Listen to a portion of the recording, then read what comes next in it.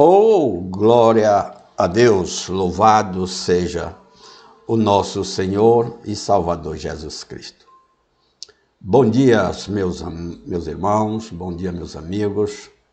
Que a graça e a paz do Senhor possa ter encontrado a todos hoje com um coração aberto, acessível pelo Espírito Santo de Deus. E é em razão disso que nós estamos aqui, passando aqui para deixar nossa reflexão, para nossas vidas. Não digo para a sua, porque é para nós, para nossa edificação. Desta feita, gostaria de trazer aos amados uma reflexão sobre o texto que se encontra no Evangelho segundo escreveu Mateus e também de Lucas. São dois textos assim muito enfáticos e nós precisamos a cada momento estarmos meditando nessa palavra constante, além do vigiar. Amém?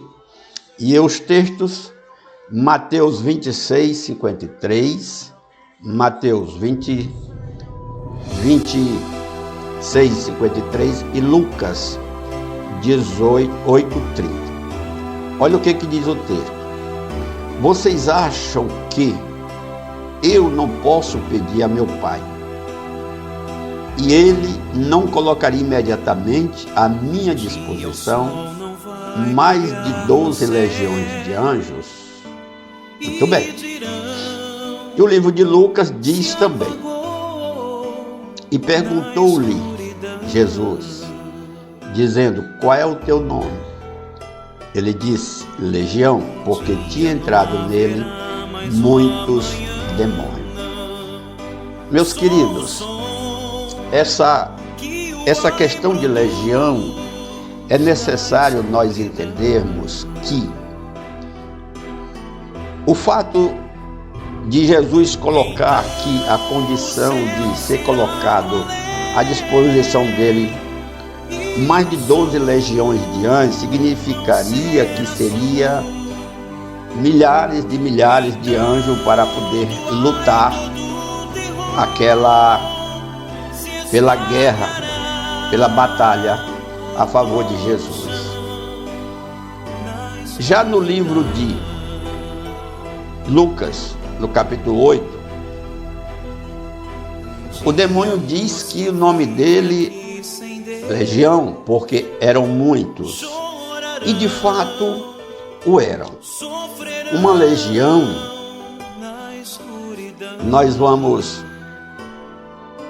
a legião, em sua forma latina, legiones, é um grupamento de combatente que faz referência à legião romana. Do verbo legere, acredita-se do grego, selecionar, escolher, que vem da raiz lege, que é reunir. Então, reunir um grupamento de combatentes. Só que esses combatentes não eram homens comuns, como nós vamos ver daqui para frente. O pastor Carlos Wright escreveu o Manual de Demonologia e ele diz o seguinte: as legiões eram compostas de 6.826 pessoas. Destas, apenas 726 andavam a cavalo, o restante andava a pé. Aí imagine, digamos que 90 e muitos por cento dessa tropa de 6.800 homens andava a pé e melhor, eles venciam qualquer obstáculo. Vamos mais adiante. Quando traçamos um perfil de um legionário, somos tentados a dizer, esses homens eram de fato uns demônios. Porque para ele não existia tempo, nem obstáculo, nem alto, nem montanhas e nem rios que o impedisse de cumprir com sua missão, de cumprir com seus objetivos. Glória a Deus. Dando Collins, comentando acerca de um recrutamento de legionários ocorrido no ano 60 depois de Cristo, ele diz o seguinte, veja bem, era um rapaz apenas de 20 anos, da cidade do campo, aleluia, filhos de ferreiros, terceiros, fazendeiros e até pescadores. Mas o que nos chama a atenção, que ele diz o seguinte, que estes, empolgados pelas histórias de batalhas sangrentas e de aventuras que envolviam mulheres, vinho, pilhagem e vitórias esmagadoras sobre hordas bárbaras. Muitos destes eram voluntários, desempregados, mas tinham também criminosos. Aí entendam, a questão dessa legião que chegou para Jesus e disse, ele se chama legião porque são muitos. O que eles estavam tentando impingir sobre Jesus? Nós sabemos que as vitórias de Cristo sobre os demônios naquela época era premente, era visível, era constante. Toda a batalha que se foi levantada no ministério de Jesus pelos demônios, elas foram rompidas, foram vencidas, porque o Rei dos Reis, ele é invencível. A palavra de Deus diz que, agindo Deus, quem pedirá? Então, veja bem, quando o Senhor Jesus, ele chegou naquele local, ele já vinha de batalhas anteriores. A palavra de Deus diz enfaticamente nos textos anteriores que Jesus, depois de ensinar, pregar, curar, e ele pediu aos discípulos que atravessassem para o outro lado. E a Bíblia diz que os discípulos levaram assim como eles estavam. Significa dizer que ele não tomou banho, ele não trocou de roupa, ele não foi procurar alimentação. Ele estava apenas cansado e queria descansar. Por isso ele entrou no barco, pegou um travesseiro, colocou sobre sua cabeça, e eu acredito que ele descansava tranquilamente com a cabeça naquele travesseiro. Travesseiro significa descanso. E ele descansava tranquilamente. Tanto que ele repreendeu os discípulos por não terem fé suficiente para repreender aquela, como é que se diz, aquela tormenta que se levantava, porque Jesus sabia que ali havia uma casta de demônio revolvendo as águas para poder meter medo dos discípulos e eles não chegaram do outro lado, porque havia uma obra de Cristo do outro lado, aleluia. Havia uma obra para Cristo realizada no outro lado, e era exatamente uma casta de demônio, a qual se denominava legião, porque eram muitos. Aí veja bem, quando eles perceberam que Jesus, cansado, deitou no barco, eles julgaram. Eu estou conjecturando, irmão, mas tudo leva a crer que é exatamente assim. Eles julgaram, não, ele está cansado, ele vai dormir, não, vou meter medo, e os discípulos vão voltar, não vou incomodar. Ledo engano, aquele que anda com Cristo não incomoda Jesus, pelo contrário, confia em Jesus. Confia em Cristo Jesus, aquele que anda, aquele que tem Cristo Jesus, aquele que sabe que Jesus está por perto, aquele que sabe que Jesus que está nele, ele confia as suas batalhas ao Senhor Jesus, que vence todas, amém? Então eles julgaram que Jesus, cansado, dormia, descansava, não queria ser incomodado, e os discípulos com medo voltariam, ou então sofriam um naufrágio. Mas qual foi a atitude do discípulo? Na sua fraqueza, na sua pouca fé, clamaram ao Rei dos Reis, ao Senhor dos Senhores. Olha que maravilha! Confiante de que ele resolveria aquela questão, porque eles tinham visto muitos milagres, muitos coxos andando, muitos cegos andando, muitos leprosos sendo curados. Ele disse, não, acreditamos que ele também pode parar essa tormenta, aleluia, como de fato parou. E a Bíblia diz que Jesus levantou, repreendeu os mares, as águas e o vento, e se fez completa bonança. Olha, Significa dizer que a bonança que foi realizada foi melhor do que estava antes. O vento começou a soprar, uma brisa mais fresca, mais suave começou a soprar, para que aqueles homens pudessem atravessar tranquilo, remando aquele barco e chegar do outro lado para que a obra fosse completada naquela oportunidade. E quando Jesus coloca o pé no solo, a Bíblia diz que onde sentar a planta do teu pé será conquistado para o reino. Aleluia, será conquistado. Aí Jesus colocou a planta do pé. A partir do momento que Jesus colocou a planta do pé naquele solo, ali em Decápolis, aquele solo estremeceu, porque ali pisou o Rei dos Reis, o próprio Deus em carne. E os demônios já vieram. Talvez até admirado por não ter conseguido o intento deles, aleluia. Aí ele já vem logo pedindo, se vai nos expulsar, manda-nos para aqueles porcos. Por quê? Porque demônio precisa de um corpo para habitar no mundo físico, aleluia. Entendam isso. É por isso que ele anda incomodando as pessoas. E aquele que não tem Cristo é uma grande porta, é um grande, como é que se diz assim, paraíso para demônio. Aquele que não ocupa o seu corpo, a sua vida com o Espírito de Jesus. Tenha cuidado, queridos.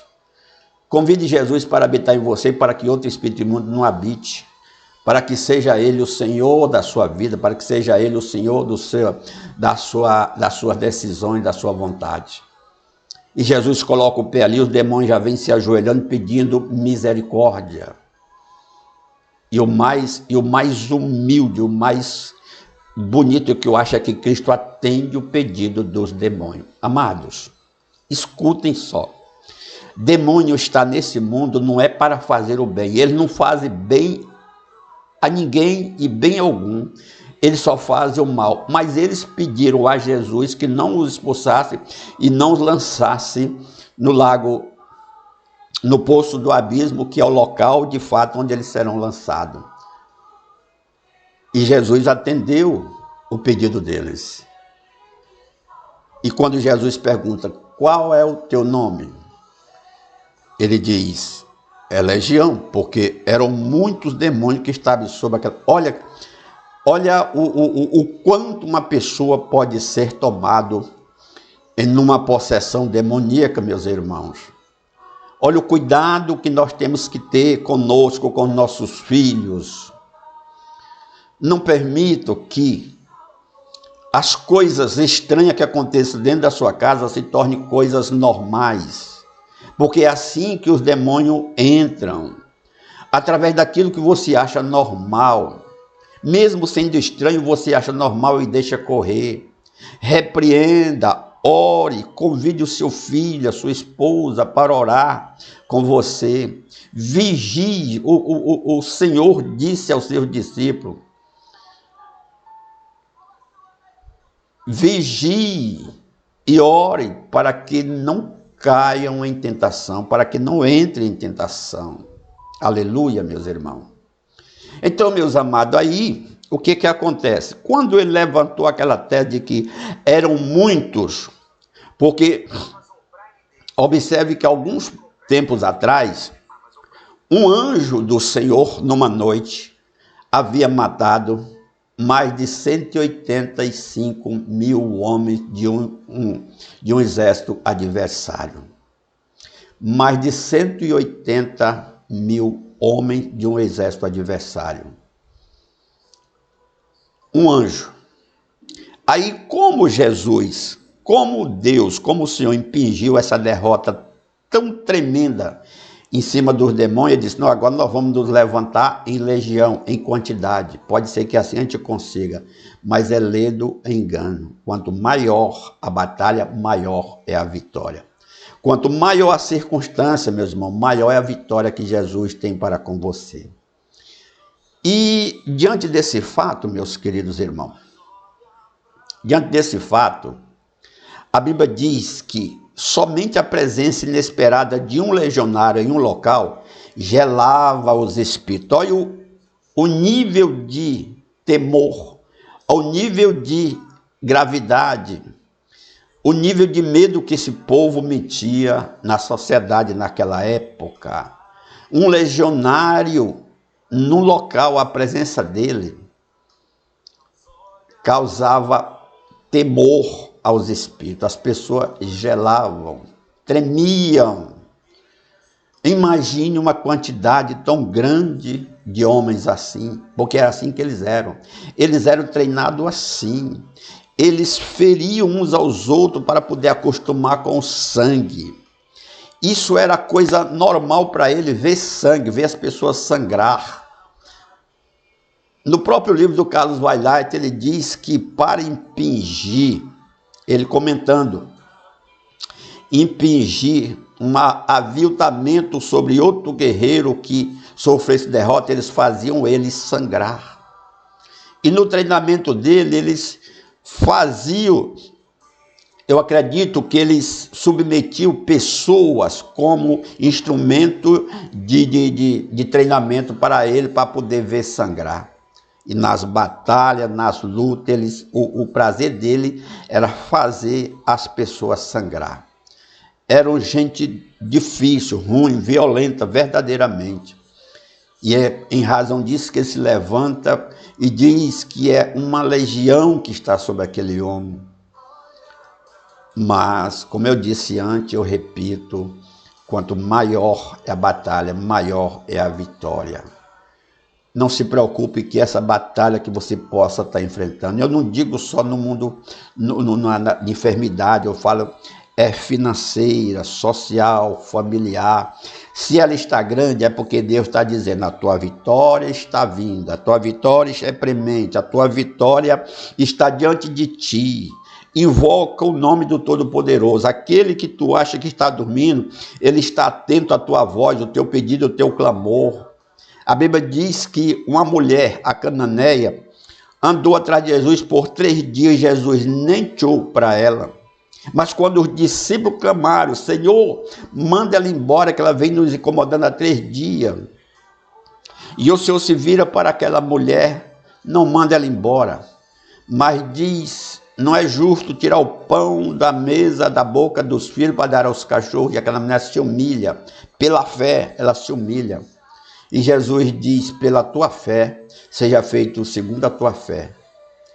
E ela recebeu a cura da filha dela, que estava doente, estava enferma, em razão da fé, em razão da humilhação. Talvez, meu irmão, essa batalha está cada vez mais difícil porque você não se humilhou o suficiente diante de Deus.